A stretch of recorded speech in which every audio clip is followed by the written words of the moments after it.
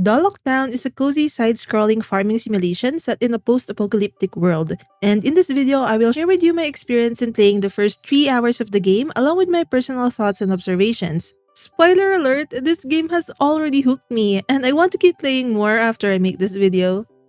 Take note that the game is currently on early access at the making of this video, and this means that the game will still continuously be developed before the game's 1.0 version that is planned to release this year. If you played the demo of this game, the save file does carry over to the early access game, but I started a new save file for this video since it's been a long time since I played its demo and there has been a lot of major updates to the game already. Without further ado, let's get into it. I already noticed some helpful controls during the game's intro. You can fast forward using your right mouse button, and Q opens the dialogue log so you can read past dialogues. Here, I found out that I was a child who fled on a train with my parents to escape machines after a devastating war. When the fuel ran out, I remembered that some other refugees stayed behind and found a town called Doloc. I'm now returning to that town, drawn by memories and rumors of Eden's legacy hidden in the Doloc River Valley. The intro ended with me being chased by machines and falling off a cliff. There's no character customization in the game. We all play as this character called Proti. You can change the name of the character, but I decided not to change mine since we can't customize the character anyway. Once you assign your name, you cannot change it anymore. After falling, someone named Kasha found me. Kasha lives with her family on a nearby farm and dragged me back after finding me unconscious. And look, for cutscenes like this, there's still the dialogue log, so you can even look at the dialogue from earlier. So if you accidentally skip any dialogue, you are able to go back and see the log. This is a really cool quality of life feature that I don't often see in a lot of games. I had apparently arrived at Doloc Town, which was my destination. Kasha offered to let me stay at an abandoned farm and gave me tools, seeds, and basic instructions on planting and watering crops. She mentioned the mayor works at the town hall and I should visit him. I got some tutorials on how to move, jump, and interact with items. I really like that there's a small box that shows you all of the shortcuts that you can do in your inventory. I discovered you can stack items, transfer all of it, dispose items, destroy them, organize your inventory, and even lock items. You can also hold shift and left click to deposit things, hold right click to take one item, and hold shift then right click to take half of the stack.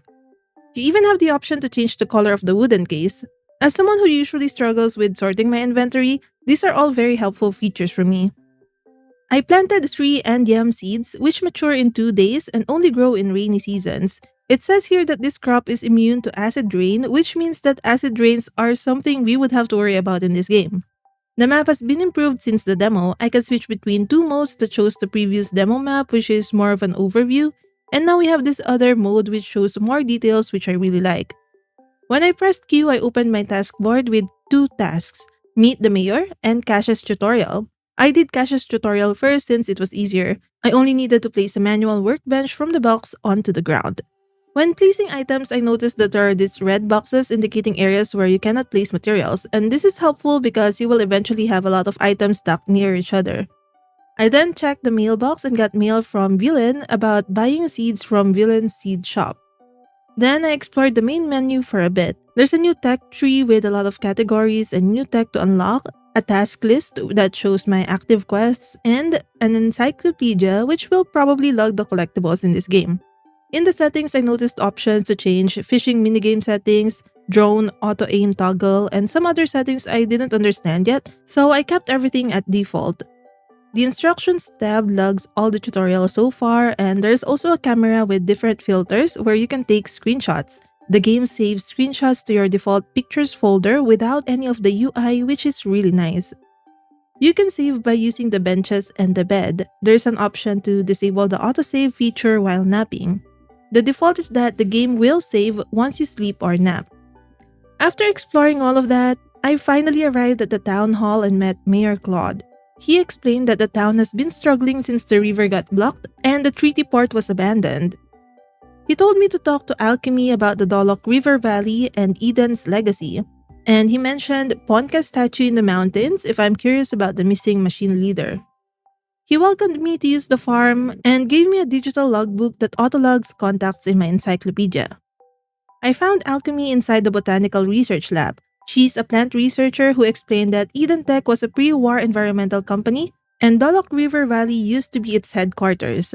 She's dedicated to ecological restoration research and has a plant analyzer that could help crops adapt to the post-war landscape, but it is missing a crucial data disk. She asked if I could help find it in the river valley located east of Doloc. After that, I went back to my farm to make more planters, but I ran out of wood. I used my axe on trees to get some, but my bag filled up right away. Although the inventory only has 10 slots in the beginning, there is a convenient cardboard box here that can store 5 additional items. However, this box falls apart eventually after a certain number of uses. I noticed I got a level up from chopping trees, so I opened the tech tree and saw 3 categories: agricultural, industrial, and life.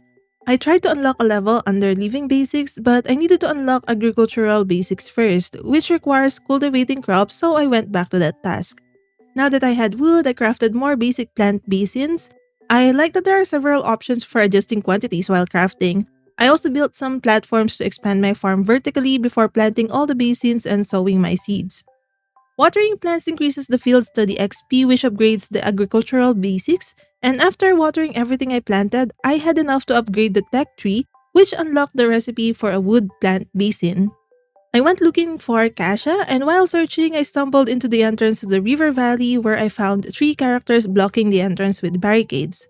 They explained that someone went missing in the valley 2 days ago while looking for old chips, and there was a recent landslide. So for safety, they're putting a temporary lockdown on the entrance until they find him. I then met a scavenger named Lank, who gave me a test to clean up trash piles using my pickaxe. In return, they'd show me how to free up bag space.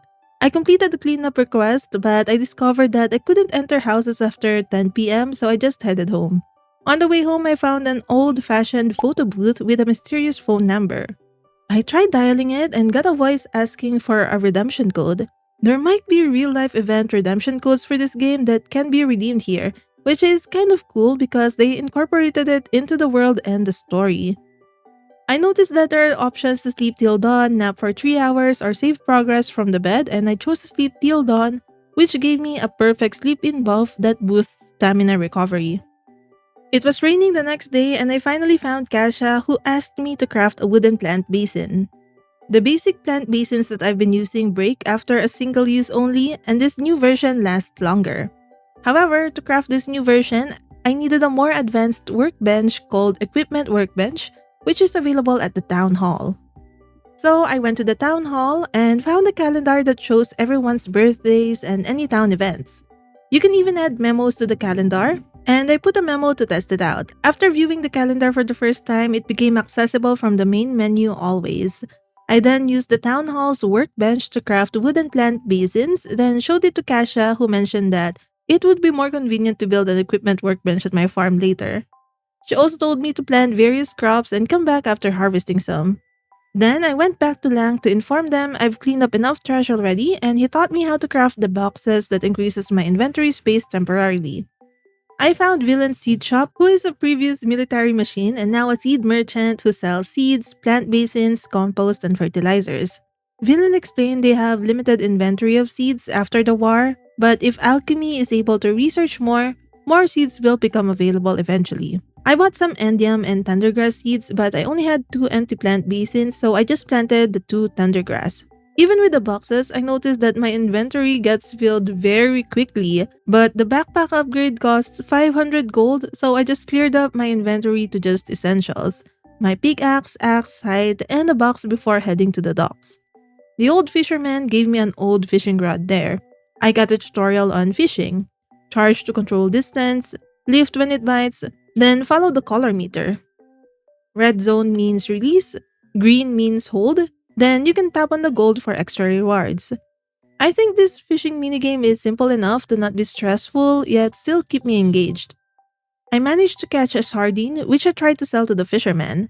They bought it directly from me, but I noticed that their assets go down, so they can't buy unlimited amounts. I spent the rest of the day fishing and caught some rubbish along with fish. I also caught some damp cloth strips with cryptic poems about fish. Then I headed home since it was getting late. I spent the rest of the time clearing up some space in my farm till I ran out of stamina and had to go to bed.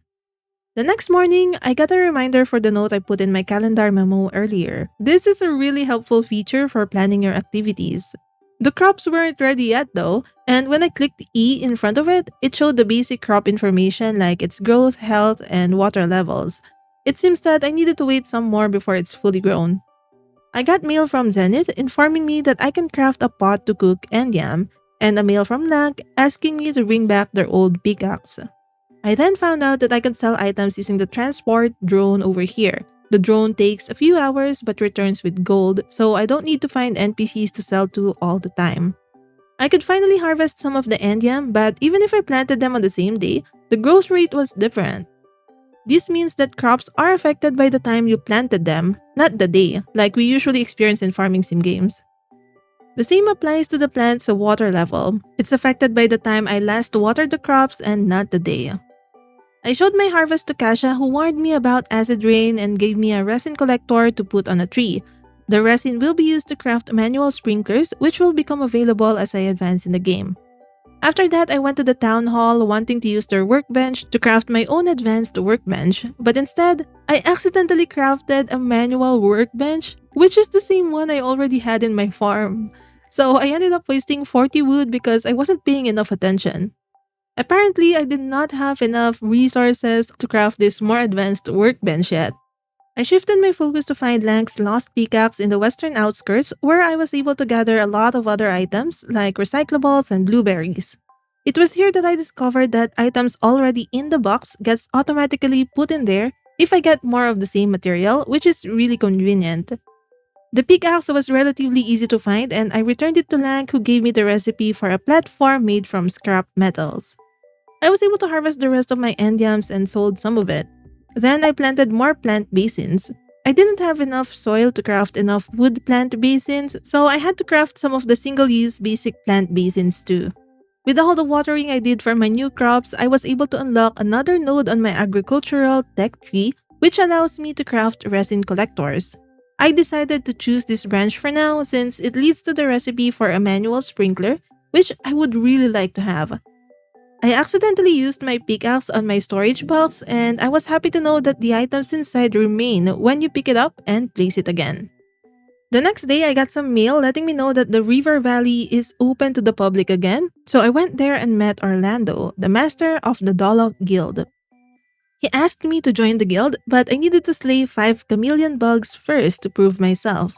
He also lent me a jetpack that allows double jumping, so I went off to experience the platforming and combat portion of this game. My first combat experience was quite difficult. The bugs I needed to slay were weak, but it still took me a while to slay 5 of them since I could only use my tools to hit the enemies, and my tools don't have a lot of attack power or range. The platforming aspect seems easy enough at the start with the double jump feature and the ability to hold on to the walls. There are also some hidden chests and areas, making exploring rewarding. I found a machine resembling Alchemy's plant analyzer in one of these hidden areas, and I was able to get a disc that she needed for her research. Then I finally killed all 5 chameleon bugs and returned to Orlando. He welcomed me to the guild, making me second in command since apparently he is the only member. He asked me to get a drone and practice at the shooting range before returning to River Valley. But first, I gave Alchemy the disc I found. She confirmed that she can do more research for new seeds using this, and she mysteriously said that an old friend wants to meet me at the treaty port between 6 p.m. and 10 p.m. I bought 3 paddy seeds, crafted more plant basins, and planted the paddy seeds I bought and an extra endium I found while exploring. After that, I went to the engineering hangar and met Carol, who gave me a simple launcher and a worn-out drone. It seems that I can only equip one drone at a time, but I can carry multiple drones to swap. Ammo auto-reloads using battery power, and the battery recharges over time. The component load I'm using affects how often I need to reload and consume drone battery power. I also tested the drone auto-aim from the settings. I thought the drone will automatically fire at the nearest targets, but you still need to click on your mouse for the drone to start shooting. And it goes to the target near where you are aiming at, so it's like an aim assist in a way. There are different drone models in the game to discover with varying slots for mixing and matching components. And the basic drone only has a weapon slot, but others may have engine, support, or chip slots. I showed Orlando that I'm now prepared to go back to the river valley, so he gave me my first guild task, which is to deliver 15 chameleon bug gels to Halt for 500 gold. I slept early and watered everything the next morning so all plants' water would run out at the same time. I got a mail from Alchemy, so I went to talk to her where I learned how to use the plant analyzer. I needed to convert harvests into research reports that she can use to produce new seeds for Villain's shop. The analyzer needed 10 in-game minutes to process, but it seems like I can leave a few crops for processing at once. From this menu, we can see that to unlock the new seeds, I would have to gather more reports and some other materials. I didn't have enough crops, so I just went to the general store to upgrade my backpack before I explored the river valley again. The backpack upgrade cost 500 gold and I gained 10 more slots in my inventory. I can press tab to change between the rows in my inventory if I need to, but I can access the whole bag by pressing B. I was also able to put my drone and its attachment in a separate slot, freeing some of my inventory.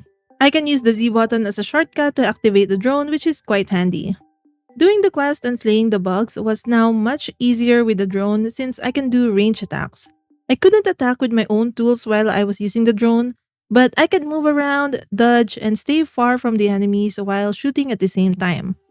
The auto-aim helps for hectic situations where I cannot properly aim since I'm focusing on platforming, but I found that the combat was doable even without the auto-aim.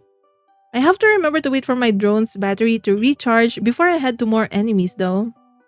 I was able to collect copper ore while exploring, and I got a new console for my drone which fires bullets at a much faster rate. I also got a combat chip that I couldn't equip on my current drone before I finally obtained 15 gels for Halt, who gave me my reward of 500 gold.